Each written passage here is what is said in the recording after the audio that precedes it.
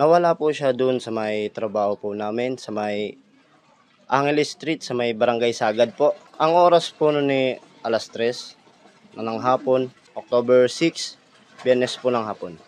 Japan bike lang po yun. Kulay orange.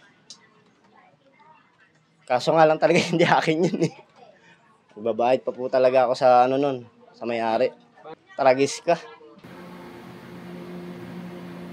Ayun. Maghanap lang galingan nila. Hulikam ang isang lalaking nagnakaw ng bisikleta. Nakasuot ng puting t-shirt, black shorts at tsinelas na sakay ng truck na galing sa Dr. Pilapil Street, Barangay San Miguel, papunta ng E. Angeles Street, Barangay Sagad. Lapit na. Para mas malaki. Naip ka. Antindi mo talaga. Tapos yung truck. May ano sa ano. Ayun.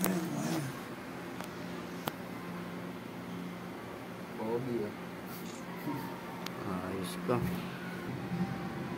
Ayan, galing sa truck na yun. Nakita, oh.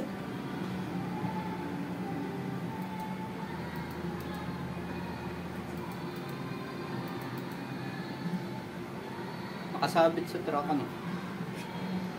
Sakay ng truck.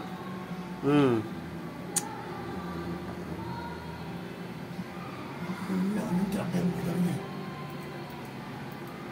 Oo nga ano. Hindi. Makikita na walang pag-aalinlangan na biglang tumalon ang suspect mula sa maandar na truck. Naglakad at biglang nawala sa kuha ng CCTV. Samantalang ang truck ay dumiretso naman pasiring mundo. Alam mo, taga dun na dire-diretso. Maya-mayang konti may bit-bit ng bisikleta at agad na sumakay dito at mabilis na nag-counterflow.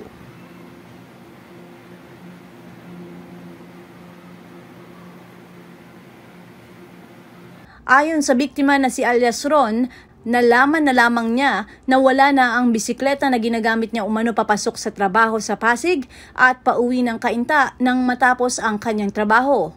Ang bisikleta, hinihiram lang pala ng biktima sa pinsan nito. Ang masaklap pa, nangyari ang insidente isang araw bago ang kaarawan ng biktima. Nandun pa siya nung bandang pagtapos namin mag-break time. Bandang 5:00 po ng hapon masayang-masaya ako kasi uwian na po eh. Ang pagtingin ko po sa parking, kala ko po pinagtitripan lang ako o tinabi ng mga kasama ko. Yun po pala wala na. Nag-ilang pabalik-balik ako doon sa area ng parking po.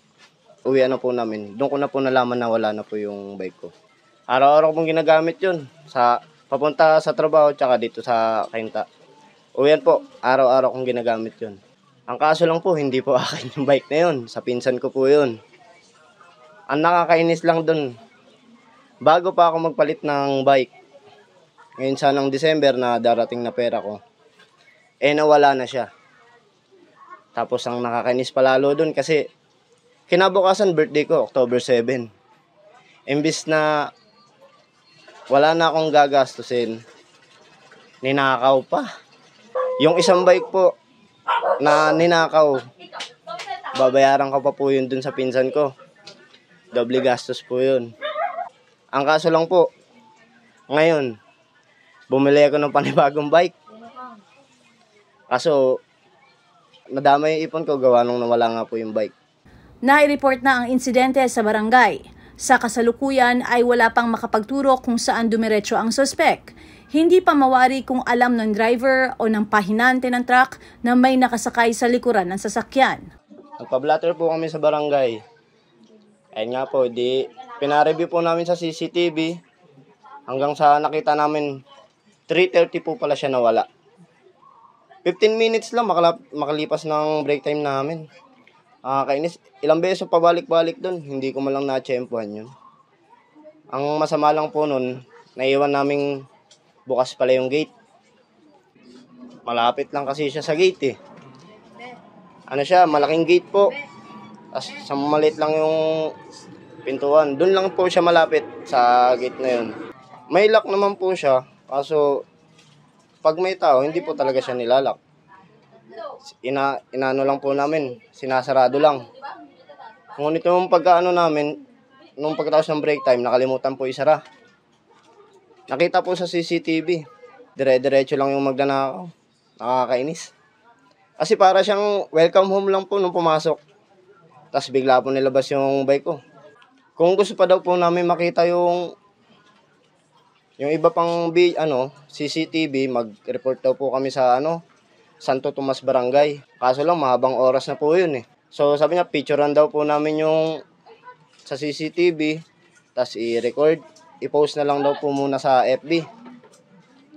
Wala rin nangyari. Umuwi kami, wala po kaming Eto, birthday na birthday ko. Nawala ng bike, hindi ako nakapag-celebrate kasi yung pang celebrate ko. Doon ko na lang po pinambili ko na lang po ng bike. Tapos ngayon, walang nangyari. Panawagan ng biktima na maiparating sa mga otoridad kung sakaling may makakakilala sa suspect. Kuya, shoutout sa'yo. Magaling ka. Timing na timing. Ang saya-saya ko pa nung uwian na. Tapos bigla-bigla na lang mawawala yung bike ko. Galing pa. Welcome home talaga yung pagkuha mo yun, oh. Natiktikan talaga ako. Birthday na birthday ko, kinabukasan nun. Wala akong tragis ka. Wala akong magawa. Nasa yun eh. Ingat ka palagi. Huwag ka lang papahuli muna ngayon.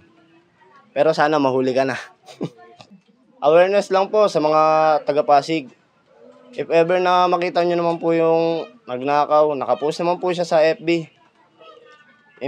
Makita nyo naman po, paki-report naman po sa barangay. Tas para awareness din po yun sa inyo. Na malapit po sa Barangay Sagad. Tsaka yung mga taga-Barangay San Miguel, malapit lang din po pala dun. Mga nagnakaw. Yan, sana maging aral po sa inyo. Ingat kayo palagi. Ako si Luan Peñano para sa latest ng iNews Pasig.